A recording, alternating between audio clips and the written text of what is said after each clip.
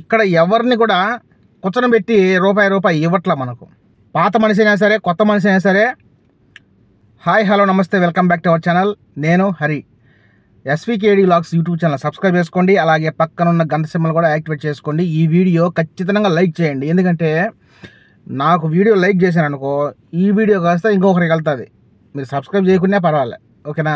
ఇదొకటి మాత్రం గుర్తుంచుకోండి. వీడియో చూసినప్పుడు లైక్ చేయండి, ఏ వీడియో అయినా సరే నాది. సరే, ఇప్పుడు మ్యాటర్లోకి వస్తే, కువైట్లో మనకు అదే అది హదీ అంటారు కదా, టిప్పు. మనకు కువైట్ వాళ్ళు ఇచ్చేదే ఒక సంవత్సరానికి రంజాన్ రోజు మనకి ఇస్తారు. అది ఖద్దాములకు కానీ, అలాగే డ్రైవర్లకు కానీ. అది వాళ్ళకి ఇస్తే పర్వాలే, ఇవ్వకుండా ఉంటే ఏం చేయలేం కదా. అది ఖచ్చితంగా ఇస్తారా అని లేదు. అంటే వాళ్ళ డిపెండ్స్, ఇంట్లో వాళ్ళ కోటలను బట్టి ఇస్తారు. కొంతమందికి ఇవ్వలేకపోతే నాకైతే అసలు మీ కంపెనీ కూడా ఇలా అసలు దాని మాట లేదు. నేనేం చేయాలా? పక్క డ్రైవర్లకు వచ్చేసి 20-30 దినాలు వచ్చేసింది.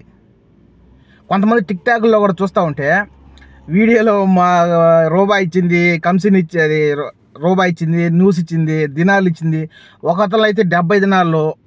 అట్లా ఇల్లును బట్టి, వాళ్ళ బిహేవియర్ని బట్టి, వాళ్ళ మంచితనం బట్టి ఏదో వాళ్ళు ఇస్తే చేయబడాలి తప్ప మనం అడిగేదంతా ఏముండదు. ఇది కూడా గుర్తుపెట్టుకోండి కువైట్లో, ఓకేనా? కొత్తగా వచ్చే డ్రైవర్లు కూడా మనకి ఇచ్చేదే. ఇప్పుడు 40 రోజులు మనం వాళ్ళ ఉపవాసాలు అయితే ముగించుకొని ఆ రోజు మాత్రం ఫుల్గా కడిపిన 3 అదే తినేసి ఎంజాయ్ చేసే రోజు ఒకరోజు, అది రంజాన్ రోజు. ఆ రోజు కూడా మనకు న్యూస్లంట ఇస్తే బాగుండు.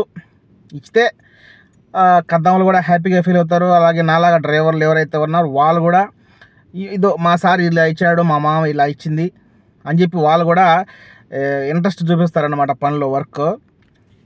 వాళ్ళు ఇవ్వలేదని బాధపడద్దు, ఇచ్చారని ఆనందపడద్దు. ఎందుకంటే వాళ్ళు ఇచ్చినా పని చేయాలి, వాళ్ళు ఇవ్వకున్నా పని చేయాలి, సరేనా? ఎందుకంటే ఇక్కడ ఎవరిని కూడా కూర్చొని రూపాయి ఇవ్వట్లా మనకు. ఎవరిని కూడా, పాత మనిషి అయినా సరే, కొత్త మనిషి అయినా సరే, ఒక మిడిల్లో ఒక 2-3 సంవత్సరాలు వచ్చి పాత పడినా సరే, ఎవరిని కూడా ఇండియాలో లాగా ఎవరిని కూడా ఇక్కడ కూర్చొని మరి నీకు జీతం ఇస్తాము అని చెప్పి ఎవరు లేదు. ఖచ్చితంగా ఇక్కడికి వచ్చిన మనిషి, ఆకలితో ఉండే మనిషి, బాధలు, నిద్ర, ఫ్యామిలీ గుర్తొచ్చినప్పుడు ఏడుపులు, పెడమబ్బులు, ఈ బాధలు ఒకరు చెప్పుకోవడం ఇలాంటివి జరిగే ఉంటాయి.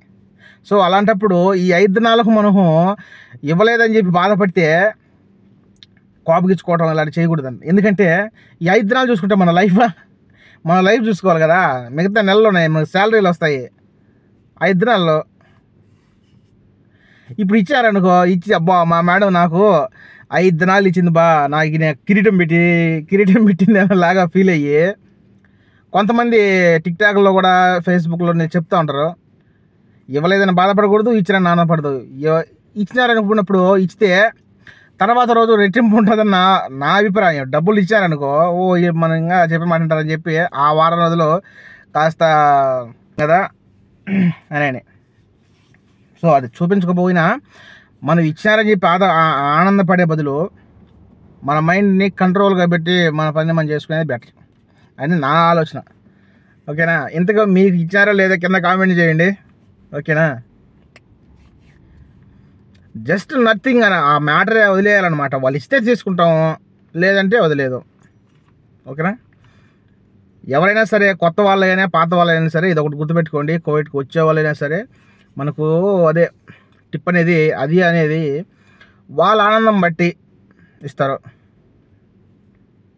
ఇవ్వకుండా ఉంటే వదిలేయండి, ఇస్తే తీసుకోండి, అంతే కదా. అంటే వాళ్ళ మీద ఆధారపడి ఉంటుంది, వాళ్ళు డిపెండ్స్ ఆన్, ఓకేనా? ఈ వీడియో చూసినప్పుడు లైక్ చేయండి, అలాగే సబ్స్క్రైబ్ చేసుకోండి. నెక్స్ట్ వీడియోతో మళ్ళీ వస్తా, ఓకేనా?